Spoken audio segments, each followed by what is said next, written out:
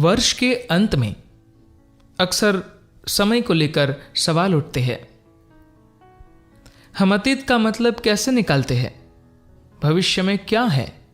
हम किस ओर जा रहे हैं? मैं अक्सर लोगों से एक सवाल पूछता हूं, क्या आपने कभी बीते हुए कल या आने वाले कल का अनुभव किया है? आप बीते हुए कल को याद कर सकते हैं, आप आने वाले कल की कल्पना कर सकते हैं, मगर यह सब सिर्फ विचार होते हैं। आपके अनुभव में कभी ऐसी कोई चीज नहीं हुई है। जीवन का आपका अनुभव हमेशा वर्तमान में रहा है। जीवन का आपका अनुभव इस पल में घटित हो रहा है। इसलिए समय मनुष्य के मन की उपज है। इस अस्तित्व में ऐसी कोई चीज नहीं है। समय और स्थान भौतिक सृष्टि के लिए जरूरी आयाम है, मगर जब आप भौतिक या स्थूल से परे किसी आयाम को स्पर्श करते हैं तो यहां और वहां, अब और तब जैसी कोई चीज नहीं होती। सब कुछ यही है, सब कुछ अभी है। एक बार जब आप आध्यात्मिक होने की इच्छा करते हैं तो इसका मतलब है कि आप स्थूल की सीमाओं से परे जाना चाहते हैं। इस खोज में सबसे बड़ी बाधा मौत से आपका डर है।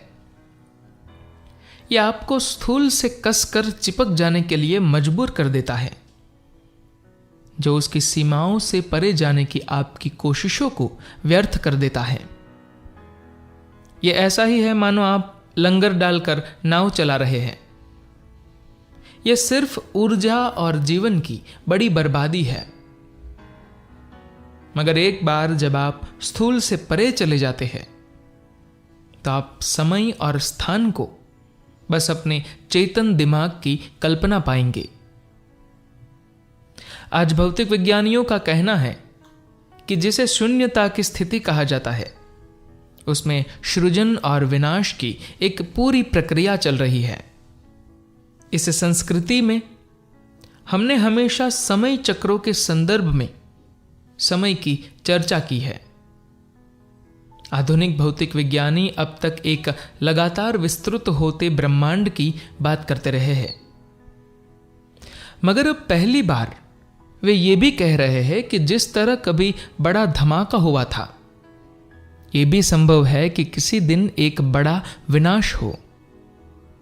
इसका मतलब है कि जिस तरह यह ब्रह्मांड किसी बहुत सूक्ष्म चीज से किसी बहुत विशाल चीज में विस्तृत होता है, इसकी उल्टी प्रक्रिया भी हो सकती है, जो हर चीज को वर्तमान स्थिति में ला सकता है।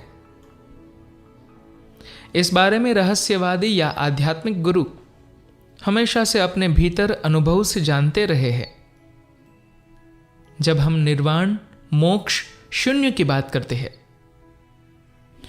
तो हम ठीक यही कह रहे होते हैं कि यह ब्रह्मांड शून्य से उत्पन्न हुआ, और अगर आप उसे पूरा चक्र करने दे तो वह एक बार फिर से बिल्कुल शून्यता की स्थिति में चला जाएगा।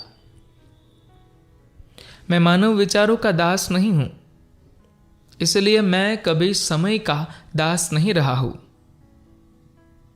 जब आपका वर्तमान का अनुभव काफी बड़ा नहीं होता है, तभी आप कहीं और जाना चाहते हैं। अगर यह पल पर्याप्त रूप से महत्वपूर्ण है तो आप कहां जाना चाहेंगे? आपको पता चलेगा कि समय जैसी कोई चीज नहीं है। यहां बस शाश्वतता है, अमरत्व है।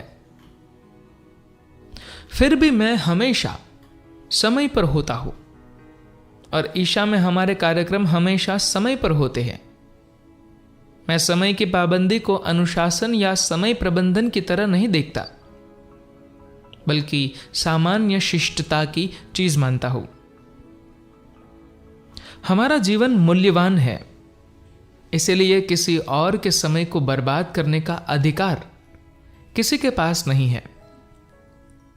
इसीलिए किसी भी कीमत पर समय पर पहुंचना मेरे लिए बहुत महत्वपूर्ण है। कभी कभार मैं अपने जीवन का जोखिम उठाकर यह काम करता हूं। जब मेरी आंखें खुली हो तो मैं समय को लेकर बहुत सजाग होता हूं, मगर जिस पल मैं अपनी आंखें बंद करता हूं मैं पूरी तरह समय से परे चला जाता हूं।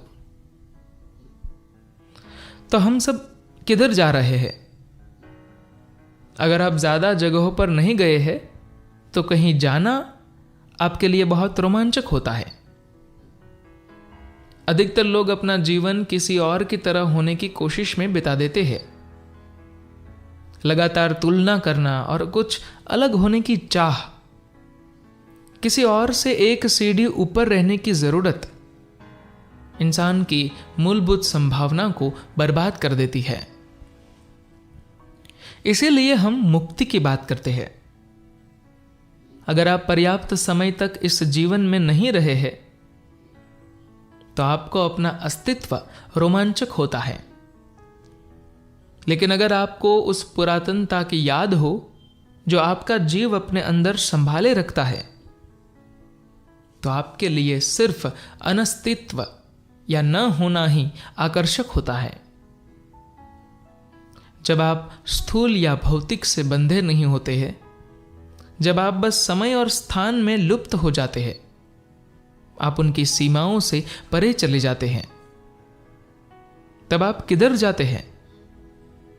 जब सारा जाना बंद हो जाता है तो यही खेल का अंत होता है। आप कहीं नहीं जाते, यही चरम मुक्ति है। धन्यवाद।